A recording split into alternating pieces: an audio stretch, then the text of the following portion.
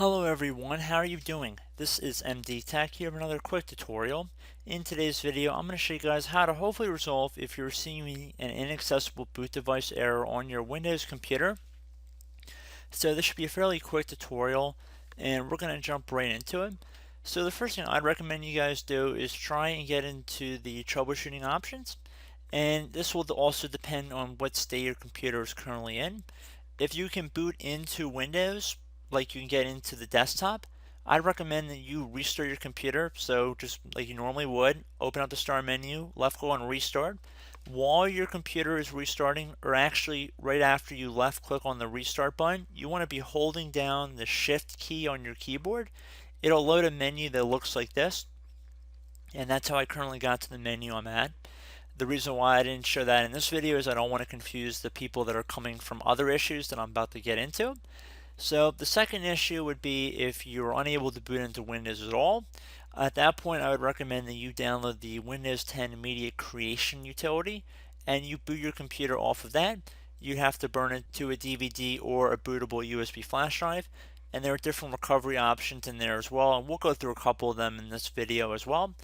And then the last option is that you're able to get into the troubleshooting options through the Windows OS. So as your computer is booting up, there might say launching automatic repair. If you do a hard power off 3 times in a row, it should load the automatic repair utility, which is basically will lead you to this screen, or a screen that will look very similar to this, and it will be identical once I click on the troubleshoot button right here. So those are basically the 3 different types of issues you guys could be having. And I should note that if your computer is unable to boot from a DVD or USB flash drive, there is something that's really wrong with your device, and that's not going to be covered in this video.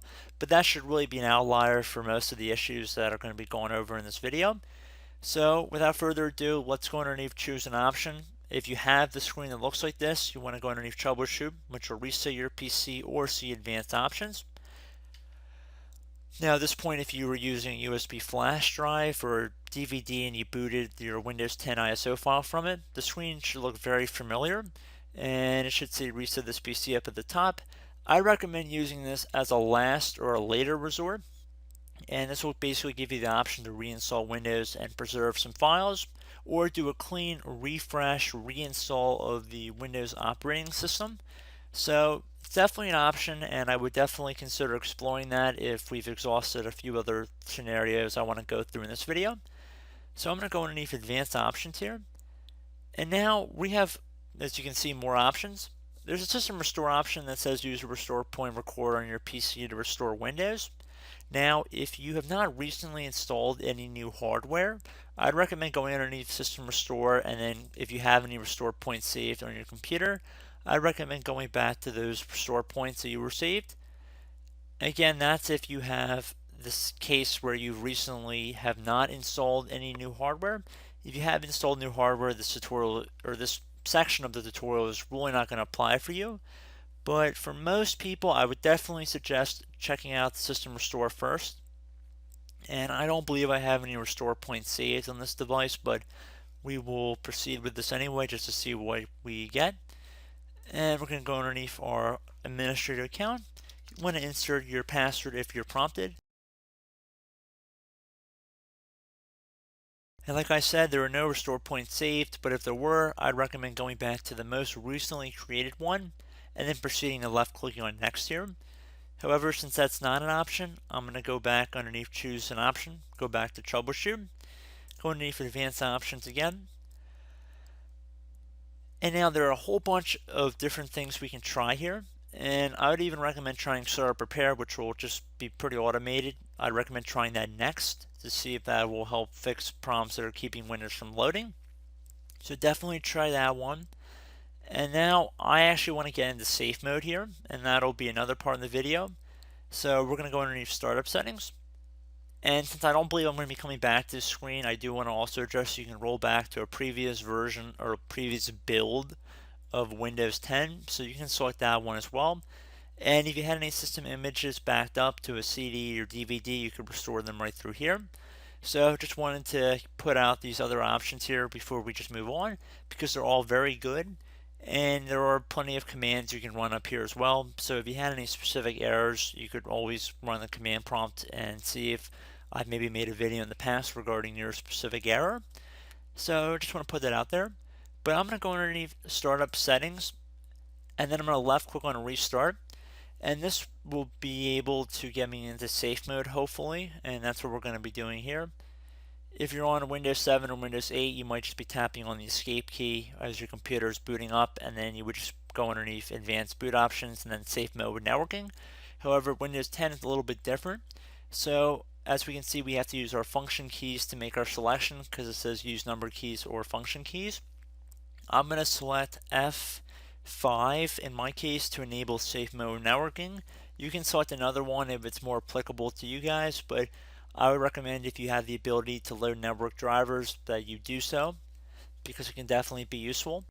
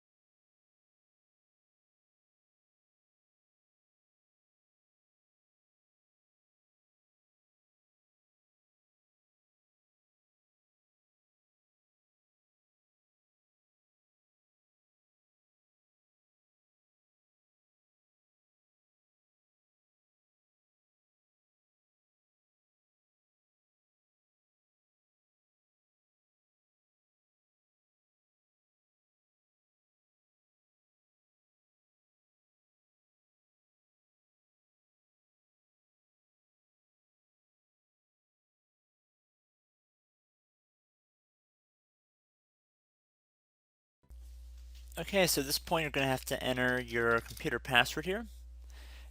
And now there are a few things I'd recommend you guys try. So if you have any new or recently added hardware, software, drivers, or similar things, I'd recommend you guys uninstall them from your computer. So if you have any new programs maybe you installed as well, I'd recommend uninstalling them as well. And now once you've done that, if you have any USB devices that are in your computer, I'd recommend disconnecting them and then reconnecting them and seeing if that resolves your issue as well. And once you've done that and exhausted those options, now comes what I think should really be able to fix your computer, and that would be to run a couple commands. So I'm actually going to put this in a notepad file right here, because basically it's pretty self-explanatory once you start running the commands. I don't feel the need to actually run and wait for them to run, because both of these scans could take up to an hour to 2 hours for both scans, or perhaps even longer. So I just want to put that out there. But the first one you want to run would be a check disk or a disk integrity scan. So run a chk dsk space /f, another space, and then /r. That will be the first one we're going to run into command line window. And the next one would be an sfc scan now. So you would do sfc space /scan now. Scan now should be all one word. And if you are unsure how to open up an elevated command line window, it's very easy to do. Just open up the start menu and type in command prompt. Best match should say command prompt directly above desktop app.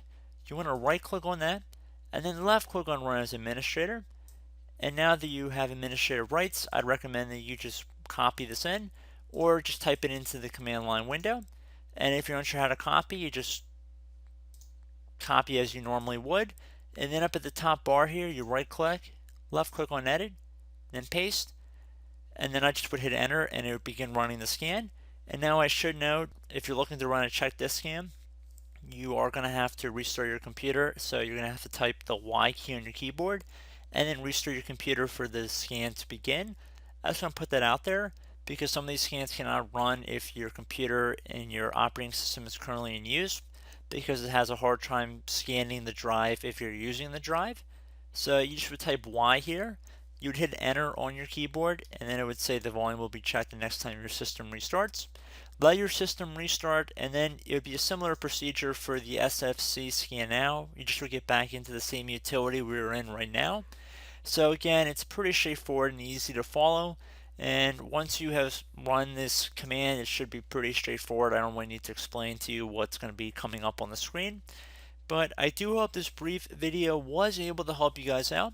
And as always, thank you for watching this brief tutorial, and I look forward to catching you all in the next video. Goodbye.